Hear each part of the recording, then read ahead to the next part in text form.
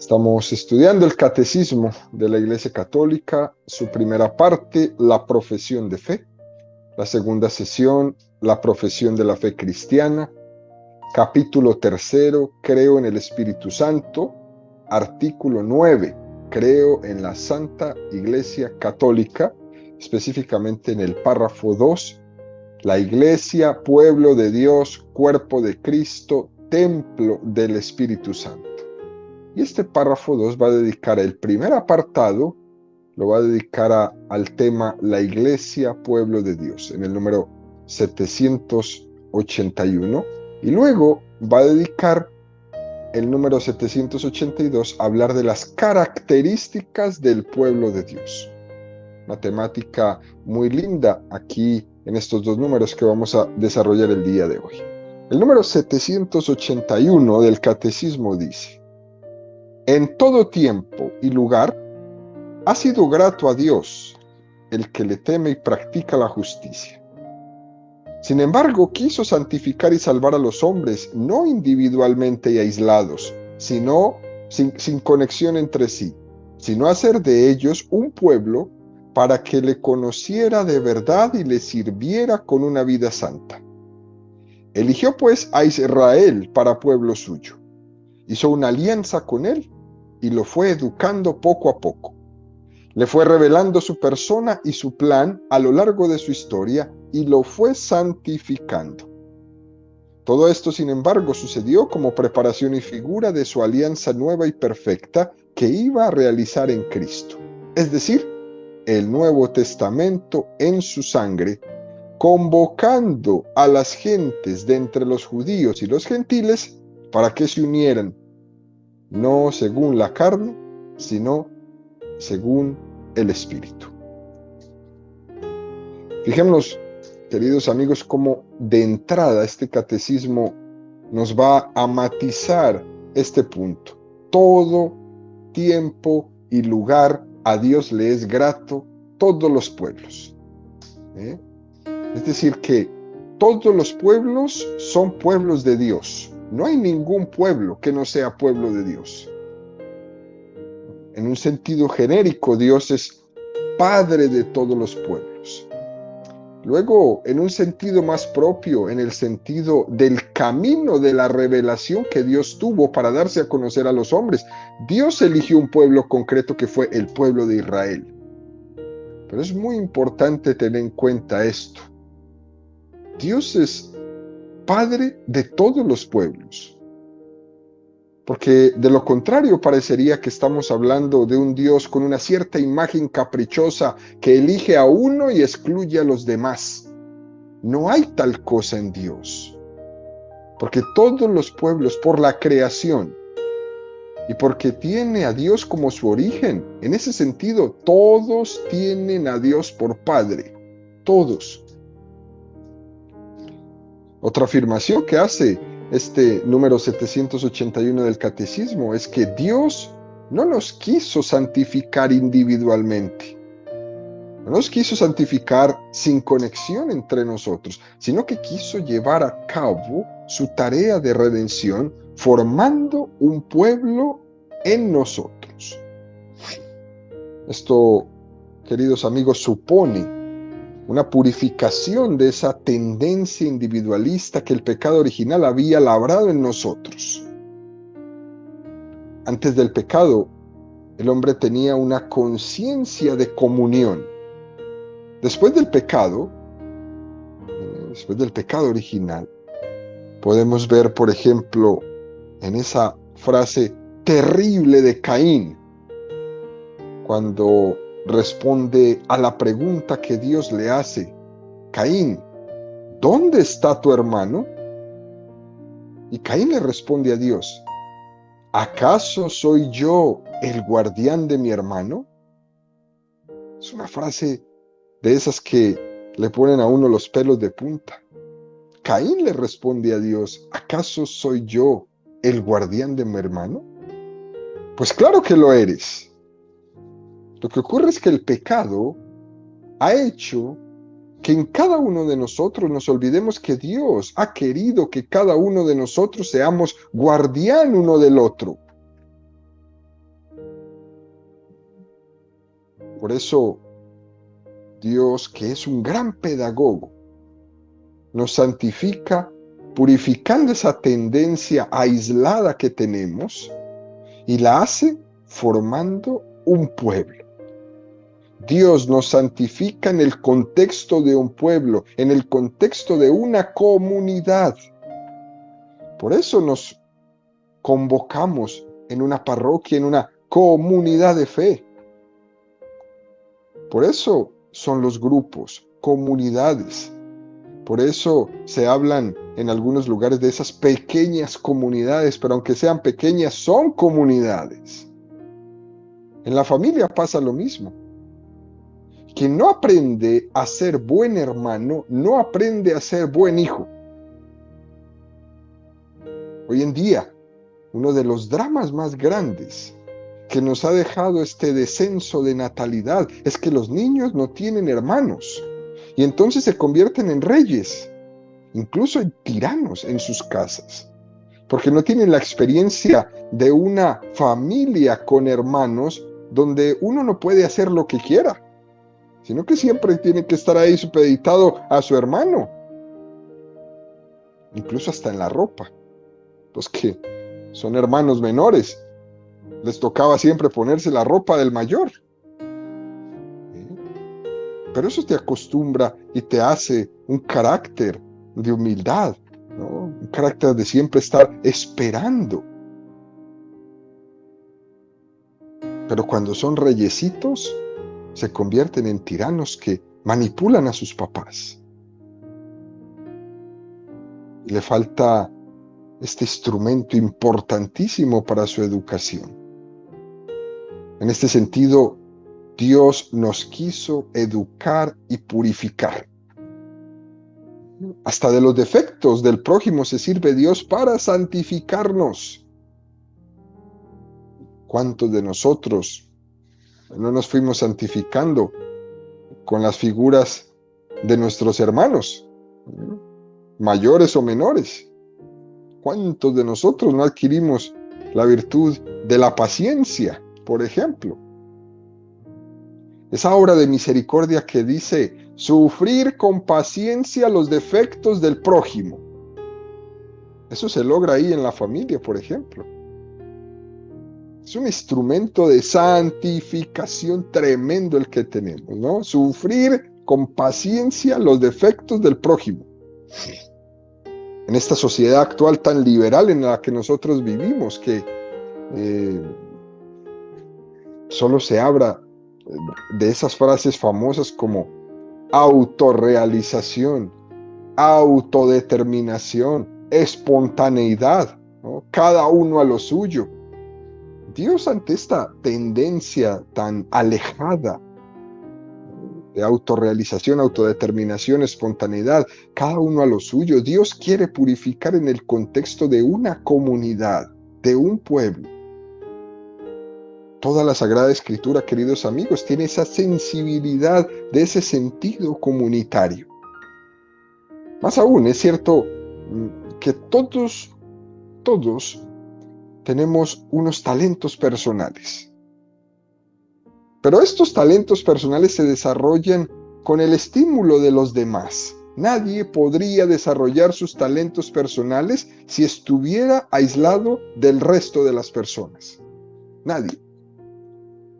Yo no pinto para mí mismo. Y si pintase para mí mismo, pues lo hago, pego mi cuadro y se acabó. Tal vez ni siquiera tenga la motivación para hacer otro. Pero cuando viene mi hermano y mira mi cuadro y dice, qué cosa más hermosa, ¿por qué no me haces uno para mí, para mi casa también? ¿O por qué no vas a hacer uno para que lo pongas en un museo y se pueda vender y puedas vivir de eso? Todos nuestros talentos se desarrollan en la medida que vivimos en comunidad. Se desarrollan poniéndolos al servicio de los demás. ¿Te imaginas un talentoso médico que solo se curara a sí mismo porque no puede ver a nadie más? Pues ¿de qué le serviría la sabiduría de la medicina que Dios le dio? Los demás son como ese acicate que hace que demos lo mejor de nosotros mismos. Ahora en pandemia veíamos eso. Estos santos doctores dando su vida en un hospital. ¿Qué hacían ellos si no era, o si no es, dar lo mejor hasta su propia vida? ¿A poco eso no les suena, queridos amigos, a un martirio cristiano? ¿Por qué estás tú aquí exponiendo tu vida? Pues porque esta es mi vocación, porque para esto es lo que Dios me hizo, para salvar vidas, y por eso estoy aquí en la primera línea exponiendo la mía. Y lo hicieron, y muchos murieron. Vaya que si se podría hacer procesos de santidad con todos estos héroes modernos, santos modernos. El ideal moral del ser humano no es el hombre autónomo, no es el hombre egoísta, sino el hombre comunión. El hombre comunión con Cristo y comunión con los demás. Ese es el ideal moral del ser humano. Este número 781 del Catecismo es prácticamente toda una cita literal del Concilio Vaticano II en la Constitución dogmática sobre la Iglesia que hemos tratado todas estas semanas, que se llama Lumen Gentium, luz de las gentes, en el capítulo 9. Esta forma de hablar de la Iglesia por parte del Concilio Vaticano II como pueblo de Dios está subrayando siempre esta dimensión histórico-salvífica. Cómo Dios se reveló a través de esta historia de salvación de un pueblo, a través de Abraham, de todos los patriarcas, de los profetas. Él eligió pues a Israel para pueblo suyo, hizo una alianza con él y lo fue educando poco a poco. Dios pues le fue revelando su persona, le fue revelando su plan a lo largo de la historia y lo fue santificando. Y todo esto sucedió como una preparación y figura de su alianza nueva y perfecta que iba a realizar en Jesucristo. Es decir, el Nuevo Testamento en su sangre, convocado a las gentes de entre los judíos y los gentiles para que se unieran, no según la carne, sino según el Espíritu. Esta es la forma de presentar el misterio de la Iglesia, queridos amigos. Y este misterio de la Iglesia lo presenta el Catecismo con 4 dimensiones muy hermosas que hay que tener en cuenta. La Iglesia prefigurada en la comunión de la Trinidad. La Iglesia preparada en el pueblo de Israel. La Iglesia constituida en Jesucristo. Y la Iglesia manifestada por la efusión del Espíritu Santo. Vemos cómo el Concilio Vaticano II presenta a la Iglesia como pueblo de Dios antes de hablar de la jerarquía. Esto para todos nuestros queridos amigos que son anti-jerarquía, ¿no? La Iglesia primero habla de pueblo de Dios antes de hablar de jerarquía. Incluso hay un dato muy interesante dentro del concilio, que la persona, el cardenal que propuso este concepto tan hermoso del pueblo de Dios en el Vaticano II, era el cardenal Suenens, que ese era el cardenal primado de Bélgica. Y este hombre es el que enfrente de todos estos obispos del mundo les dice: señores, pues antes de nosotros de hablar de la iglesia jerárquica, tenemos que hablar de la iglesia como pueblo de Dios. Tenemos que resaltar que lo más importante en la iglesia no es ser obispo, no es ser papa, que lo más importante no es ser un diácono o una religiosa, que lo más importante en la iglesia es ser un bautizado. Es decir, que lo más importante es que nos constituyamos en ser hijos de Dios.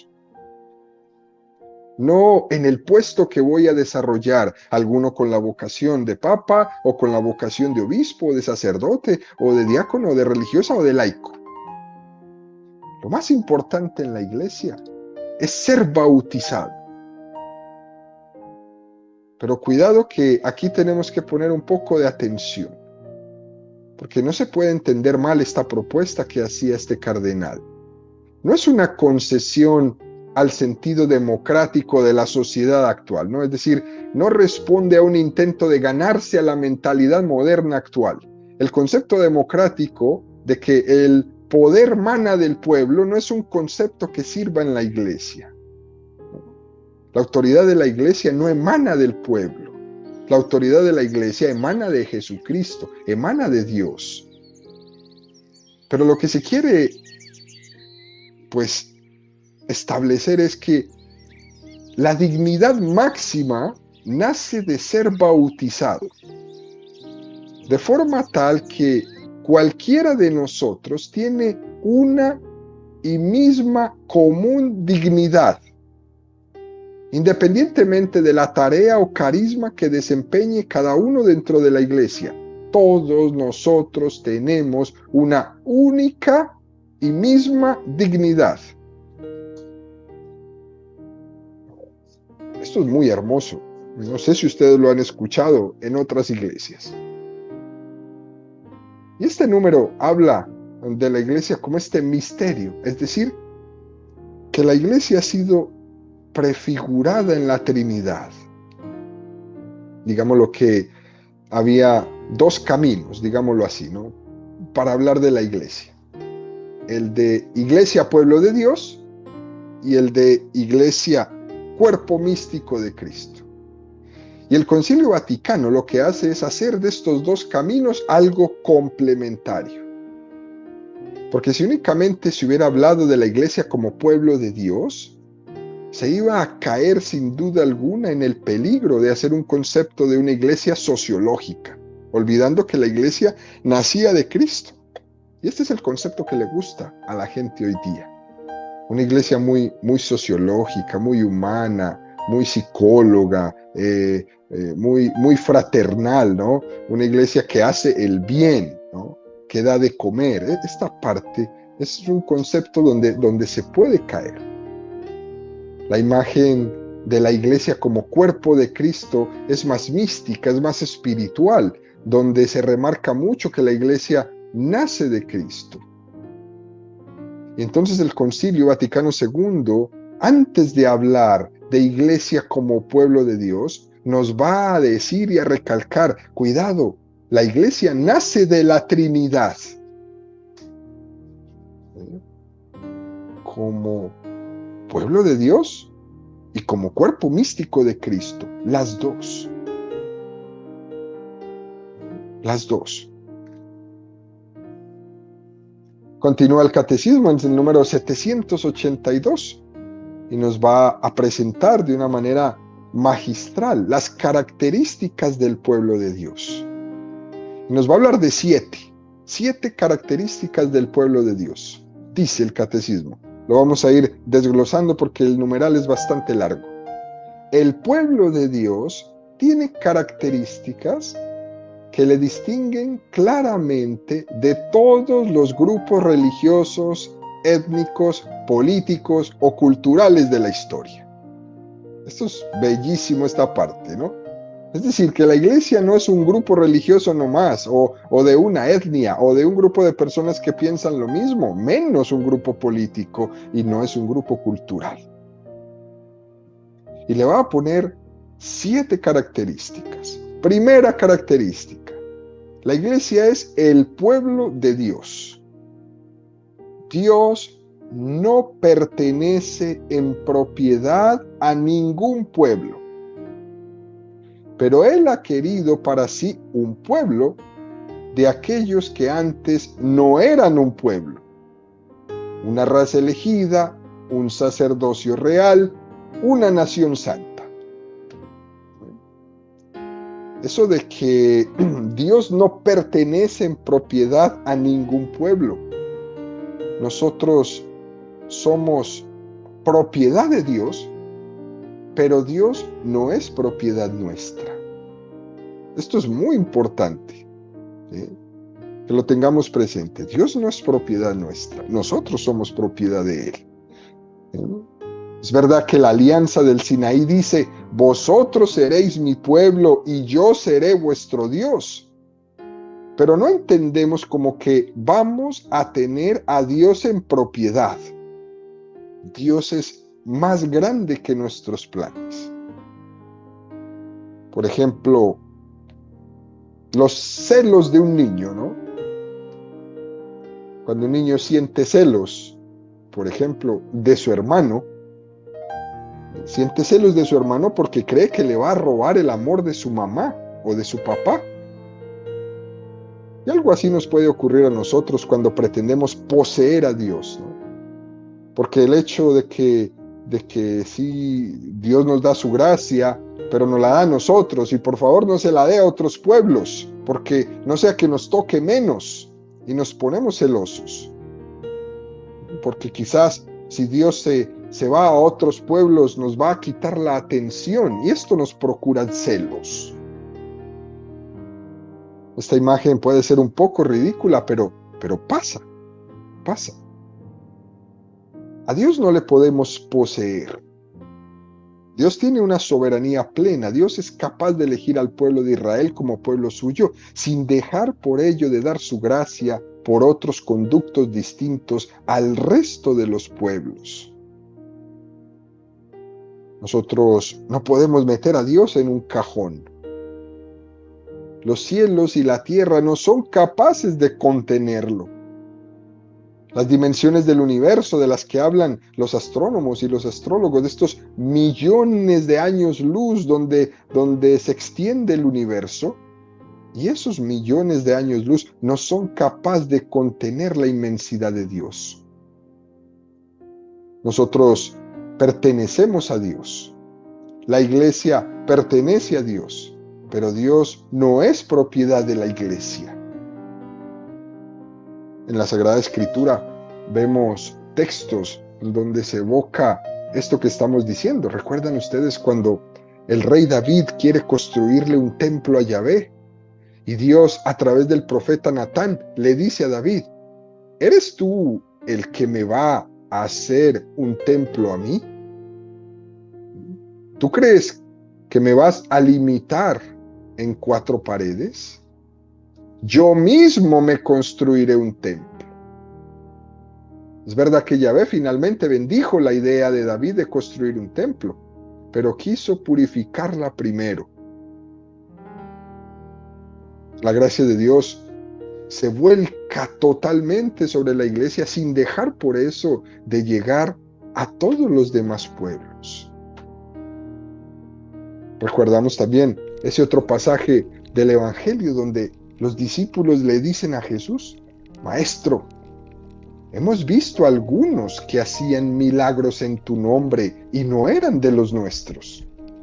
¿Se los prohibimos? Y Jesús les dice, ¿por qué se lo vais a prohibir?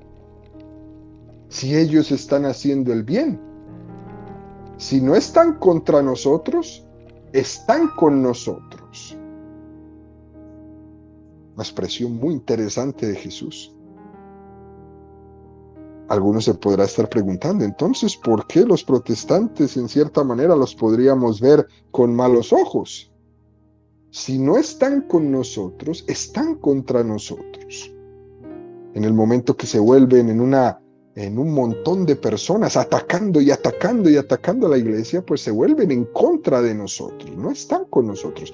La iglesia nunca va a atacar a quien busca a Dios. Nunca.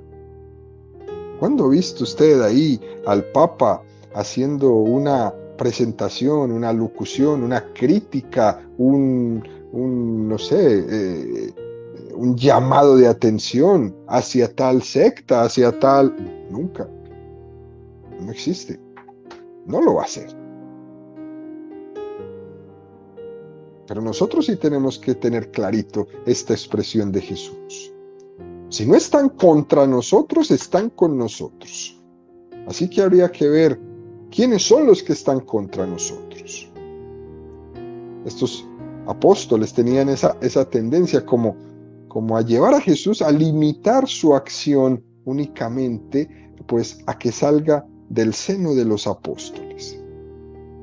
Dios nos posee a nosotros, no nosotros a Dios. De hecho, a Jesús, después de hacer algún milagro, la gente lo quería sujetar, la gente lo quería atrapar, pero él no se dejaba. Quédate aquí, ¿no? Aquí en mi pueblo, en este pueblo. Él sabía que tenía que predicar a todo el mundo y por eso se escapaba.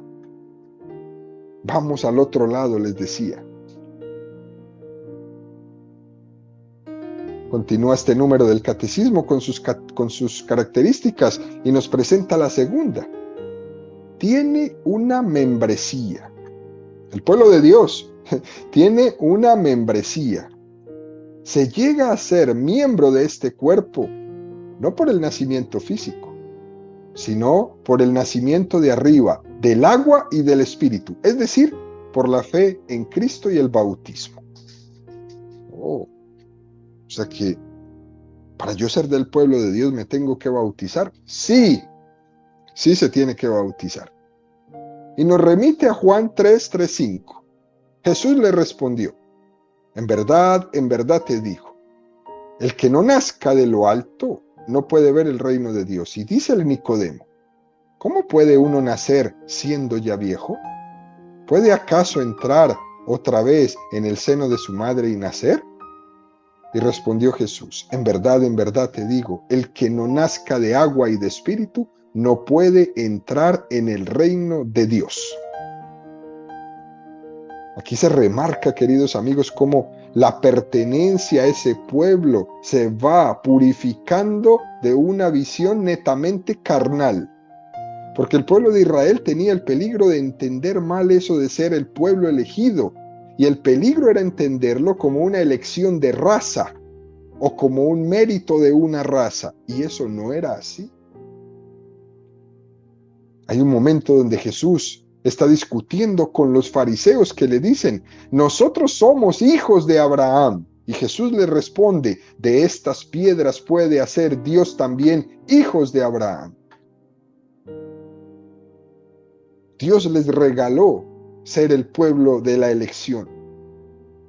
Y una parte del pueblo de Israel se arrogaba el título como mérito propio, como si tuvieran más méritos que el resto de los pueblos. Y esto es lo que Jesucristo quiere purificar. Para formar parte de este pueblo de Dios, de esta iglesia, hay que nacer de lo alto. Se nace desde la conversión, después de la entrada por el bautismo. Bautizados en el agua y en el Espíritu. Tiene que haber esta purificación necesaria en nosotros. Continúa el catecismo con la tercera característica, ¿no? Tiene una cabeza. El pueblo de Dios tiene una cabeza. Este pueblo tiene por cabeza a Jesús el Cristo, el ungido, el Mesías. Porque la misma unción, el Espíritu Santo fluye desde la cabeza al cuerpo. Es el pueblo mesiánico. Característica muy hermosa. La cabeza es Cristo. No es el Papa, es Cristo. Eso por si alguno le tiene la mala onda al Santo Padre. La cabeza de la iglesia es Cristo. ¿Okay? Cuarta característica. El pueblo de Dios tiene identidad. La identidad de este pueblo es la dignidad y la libertad de los hijos de Dios, en cuyos corazones habita el Espíritu Santo como en un templo. Todos, entrando por ese bautismo, nos convertimos en templos vivos del Espíritu Santo que habita en nuestros corazones. Es la dignidad y la libertad de los hijos de Dios. Por eso, ante la pregunta esta que se hace por ahí, muy constante, ¿en dónde radica la dignidad del ser humano? ¿No? Muchas personas contestan, pues, miles de cosas, ¿no? radica en que se le respeten sus derechos humanos, dicen algunos, ¿no? Pues no es eso. La dignidad del ser humano radica en que es hijo de Dios. Todo ser humano es hijo de Dios. Ahí radica su dignidad. Quinta característica, tiene una ley. Este pueblo de Dios tiene una ley. Tiene como ley el mandamiento nuevo: amar como el mismo Cristo mismo nos amó. Esta es una ley nueva del Espíritu Santo. Amaos los unos a los otros como yo os he amado. Esa es la ley. ¿Y cómo cumplo esta ley? Mira a tu hermano. No seas Caín. No le respondas tú también a Dios: ¿acaso yo soy el protector de mi hermano? Esa frase no puede hacer carrera en nuestra vida. Nosotros no podemos lavarnos las manos ante las situaciones que vive el mundo moderno y decirle a Dios: ¿acaso yo soy el protector de mi hermano? Pues sí lo eres. Y la ley número 1 de tu vida tiene que ser el amor. Porque tuve hambre y me disteis de comer, tuve sed y me disteis de beber, era forastero y me acogisteis, estaba desnudo y me vestisteis, estaba en la cárcel y vinisteis a verme. Esa es la manera del amor cristiano católico. Esa es la ley. Mientras nosotros no hagamos eso, todo lo demás que hagamos se queda solamente en banalidades. El amor católico se lleva a expresiones concretas. Y la expresión concreta es eso, la obra de misericordia. Sexta característica de este pueblo de Dios. Tiene una misión. El pueblo de Dios tiene una misión. Su misión es ser sal de la tierra y luz del mundo. Es un germen muy seguro de unidad. Es un germen de esperanza. Es un germen de salvación para todo el género humano. Eso es una belleza, queridos amigos. La misión del pueblo de Dios: ser sal de la tierra y luz del mundo. Séptima y última característica del pueblo de Dios es: tiene un destino. Su destino es el reino de Dios, que Él mismo comenzó en este mundo, que ha de ser extendido hasta que Él mismo lo lleve también a su perfección. Precioso.